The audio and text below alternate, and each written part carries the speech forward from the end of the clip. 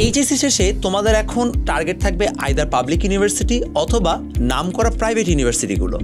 Problem হচ্ছে যারা public ইউনিভার্সিটিতে অ্যাপ্লাই করছো তারা অনেকেই বিভিন্ন প্রশ্ন ব্যাংক কিনলেও প্রশ্ন ব্যাংক থেকে প্রপারলি অ্যানালিসিসটা পাও না যে আসলে কোন কোন টপিকগুলো ইম্পর্টেন্ট এবং কোন জায়গা থেকে বেশি বেশি প্রশ্ন আসতে পারে। সো অনেকেই প্রশ্ন ব্যাংকটা কেনার পরে সেটাকে জাস্ট ছুঁড়ে ফেলে দাও। আবার অন্যদিকে যারা প্রাইভেটের জন্য প্রিপারেশন নাও তারা অনেকে কিন্তু দিন শেষে প্রাইভেট ইউনিভার্সিটির অ্যাডমিশন টেস্টে কী আসবে এটাই ঠিকমতো বলতে পারো না।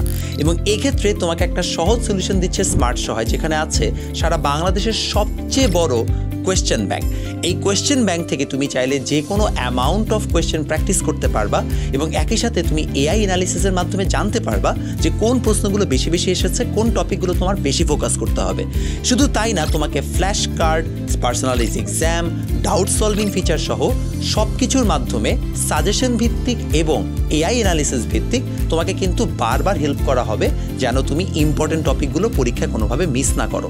তাই পরীক্ষায় ভালো করতে, সেটা প্রাইভেট হোক কিংবা পাবলিক, আজই ডাউনলোড করো স্মার্ট সহায় এবং আমাদের এআই ভিত্তিক সাজেশনের বেসিসে তুমি এখন সাজেশন নিয়ে নাও যে তোমার কোন টপিকগুলো পরীক্ষায় আসতে পারে কালকের জন্য।